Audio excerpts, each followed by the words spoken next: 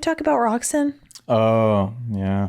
I haven't watched a full race. I watched pretty much the full race in a long time. I just have no interest. I find it boring if you're not racing.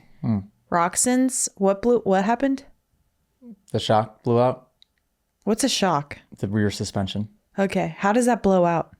Is it oiled or something? There's oil in there, I think. So could that be... Okay, so we're talking about Nashville Supercross, to be clear. Yeah. Could that be somebody's fault? Definitely. Ooh. Would you get fired on a factory team if you like forgot to do something like that and the rider got hurt? Proven that it was somebody's fault, yeah. The chance of it being... I would say that it's unlikely that somebody made an obvious mistake. It was... Yeah, I'd be curious to know. I feel so bad. I hope he's not. He said today on Instagram or something, you said that he's getting his knee checked out. Yeah.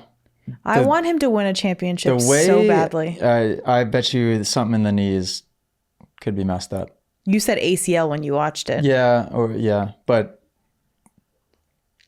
it's hard to say because him and Sexton...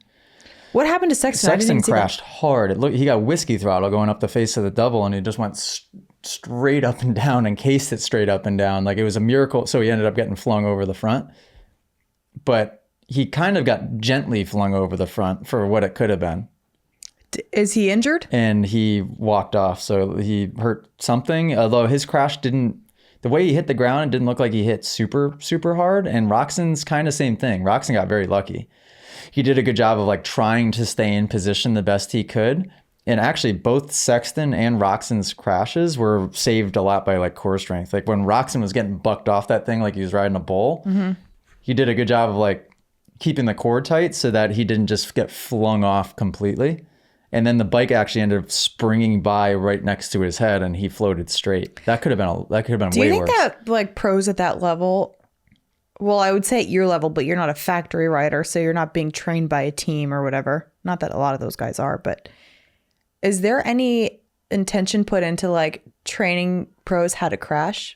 Teaching pros how to crash? Also, people aren't getting, like, nobody's really training Roczen other than maybe his dad works with him on I remember seeing him at the dog pound doing that. Yeah. Well, you could say the same thing about like Jett and Hunter, right? It's Dazzy. Yep. Yeah. But most...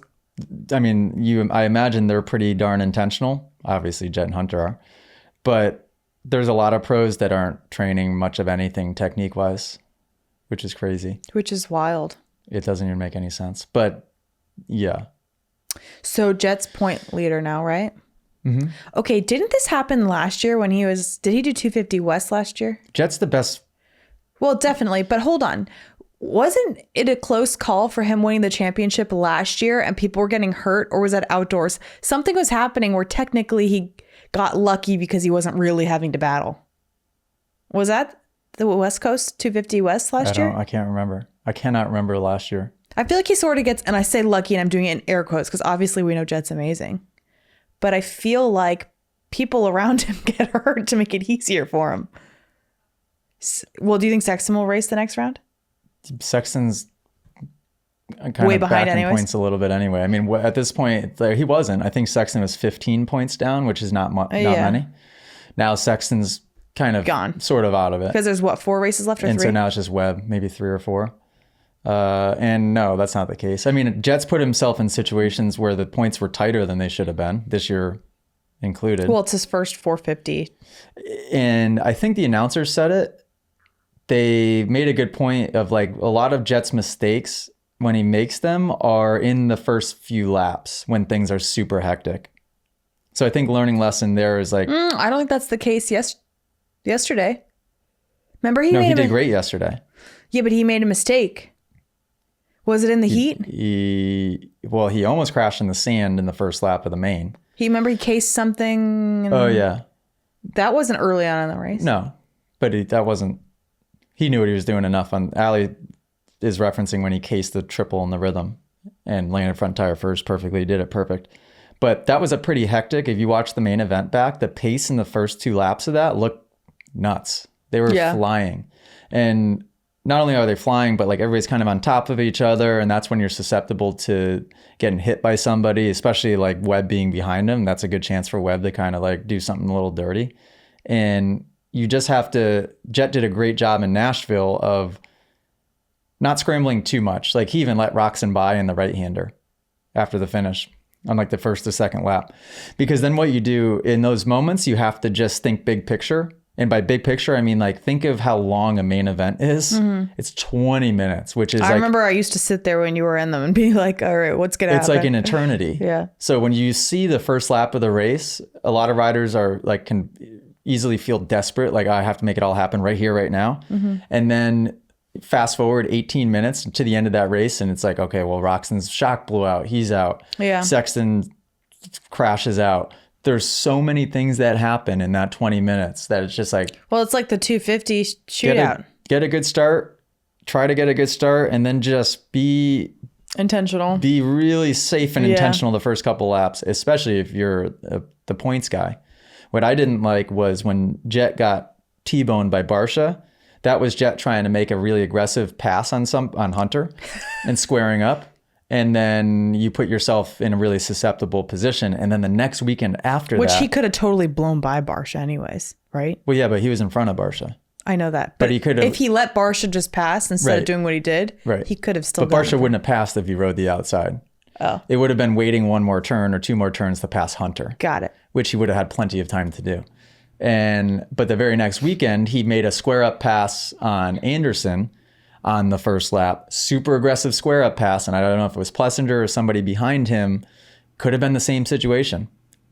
So you got to learn from that and just not, you've got to be careful in the first couple of laps. Yeah. What were you talking about? Well, so that's the only thing. We were talking about Roczen. And then you were saying intentional and be thoughtful in the beginning because anything can happen throughout the long main event. And that made me bring up, was it McAdoo and Kitchen? Oh yeah.